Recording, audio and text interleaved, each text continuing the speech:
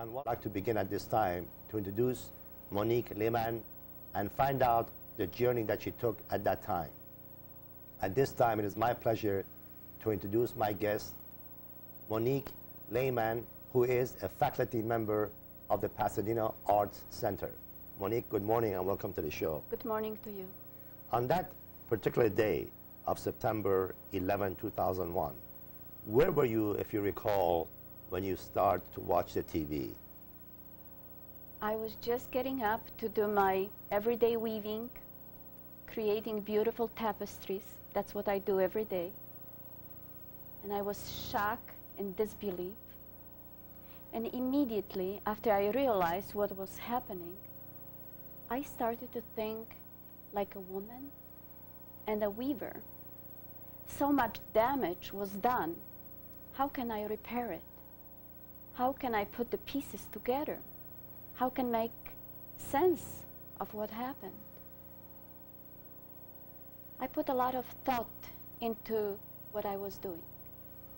I sent a message over the internet and through all the art magazines to artists who do the same kind of work as I do, which is tapestry weaving, and asked them to create a small piece, 10 inches by 10 inches, or the multiplication of it, and send it to me so I could create a mosaic of tapestries.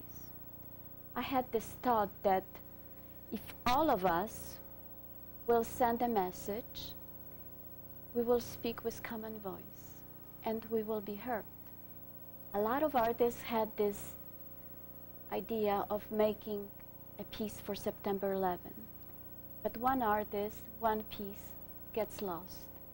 But when we speak with a voice of 100 people, we get heard. I was invited to talk here, back in Europe. The terrible things happened before I was born. In 1944, my mother and my grandmother were taken to the concentration camp.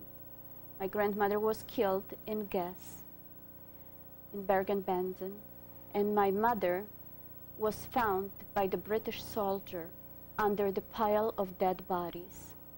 He was passing through the concentration camp and he saw something moving in this horrible pile of bodies. He stopped and pulled out my mother, who was then 17 and weighed 50 pounds, was terribly sick. She recovered, and a few years later I was born. But I always knew this story. It was part of our family life. I made this weaving to honor my grandmother. It represents this naked, skinny body. Here there is a sign, Arbeit macht frei. That was what was written above the gate entrance to every concentration camp. Yes. Work makes you free. Here's the symbol of Poland and the colors of blood. There's a cross here because my grandmother was Catholic. Yes. And a lot of Catholics were killed. Yes. In yes. concentration yes. camps. Now when you... Talking about this project to everyone, to all the art magazines, art editors, and I think I met you also. Yes. Through that way. Yes.